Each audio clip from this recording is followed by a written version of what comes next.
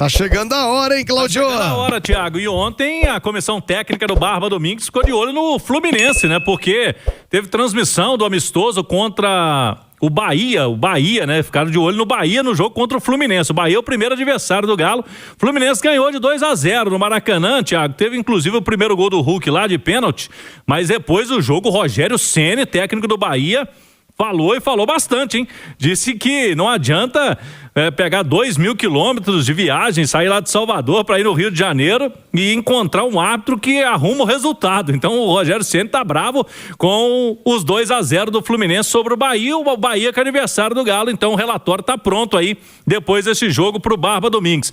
Agora, hoje, Thiago, seria a reapresentação dos 3 jogadores equatorianos que estavam aí na Copa do Mundo. Mas um acordo entre eles e o Atlético, esta apresentação dos jogadores foi alterada para quarta-feira. Então eles não vieram hoje, vão chegar quarta, que é o dia inclusive do jogo treino. Na quarta vão se apresentar Alan Franco, Minda e Preciado. Eles vão ter aí um pouco menos de uma semana para se prepararem para esse jogo aí contra o Bahia, que está marcado para terça-feira, praticamente daqui uma semana, né, Thiago? Dia 21 na Arena MRV. É isso, o Ale Oliveira, falta muito para essa jornada do Atlético. O que você imagina, né, na contagem regressiva para o Galo estar em campo? Você vê o Atlético pronto para essa retomada, já que não teve um mercado tão forte? É a base mantida, confiar no trabalho do Barba, Ale? Eu acho que essa é a grande expectativa, né? Eu acho que nesse momento, para que o Atlético consiga atingir os seus objetivos, claro que pode acontecer muita coisa. Tem a volta, inclusive, dos jogadores da seleção do Equador, que ainda não treinaram nessa intertemporada junto com o grupo, né? Que sempre fortalece. Você pode ter a saída de algum jogador, até um alívio na folha salarial e a chegada de outros jogadores.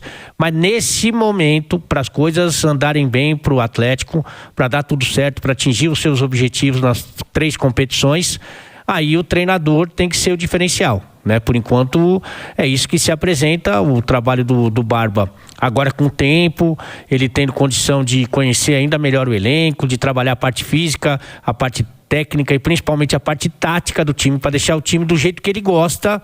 Aí o treinador tem que ser o ponto de desequilíbrio do time, tem que ser o fator principal, porque você não tem grandes contratações, você não tem um elenco recheado de jogadores de altíssimo nível, você tem a recuperação de alguns atletas que não estavam tendo uma grande minutagem, né? Então, se o elenco do Atlético daqui até o final do ano for esse mesmo, aí é o trabalho do treinador de montar a equipe do jeito que ele gosta e recuperar. Por exemplo, o Scarpa, um Dudu, jogadores que não vinham jogando, né?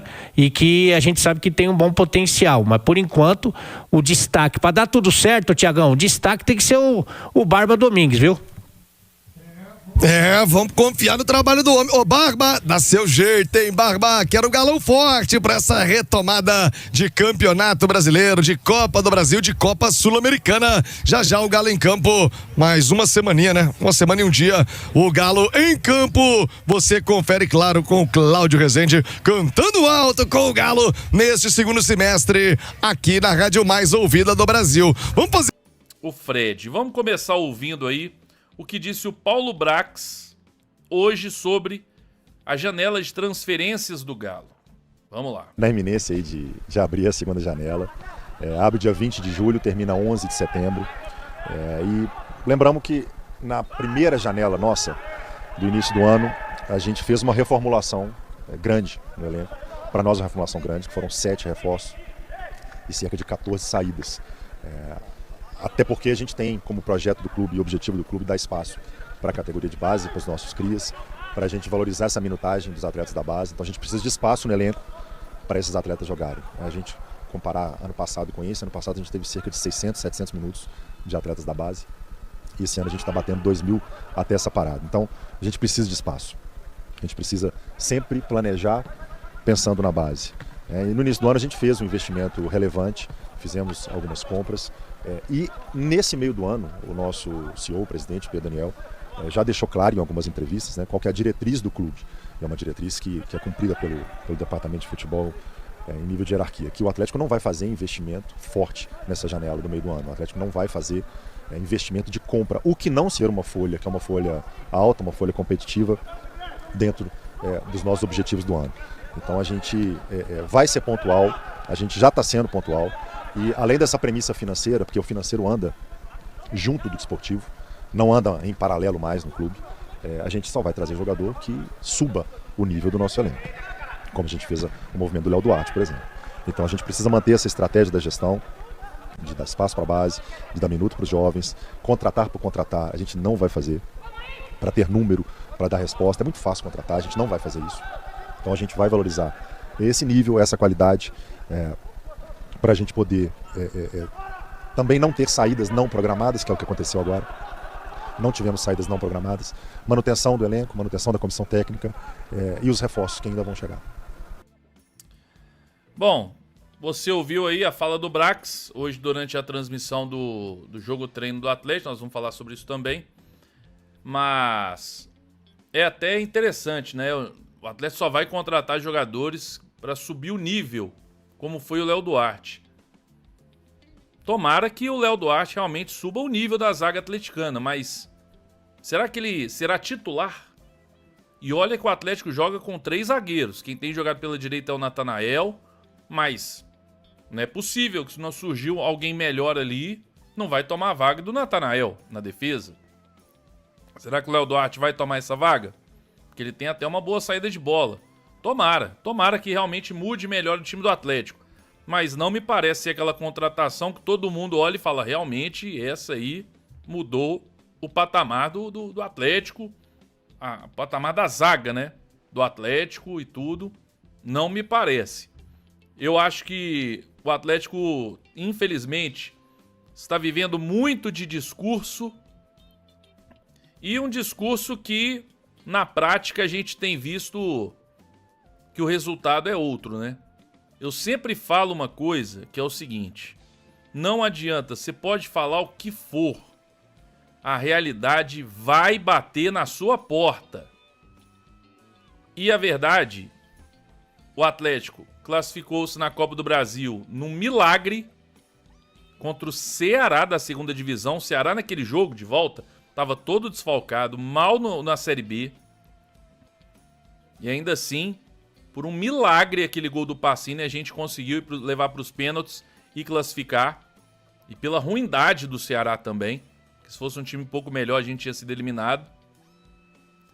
Sul-Americana, também, por um não milagre, mas por um gol antológico do Bernard ali, que teve que tirar um coelho da cartola sozinho, porque se empata aquele jogo, o Atlético estava eliminado.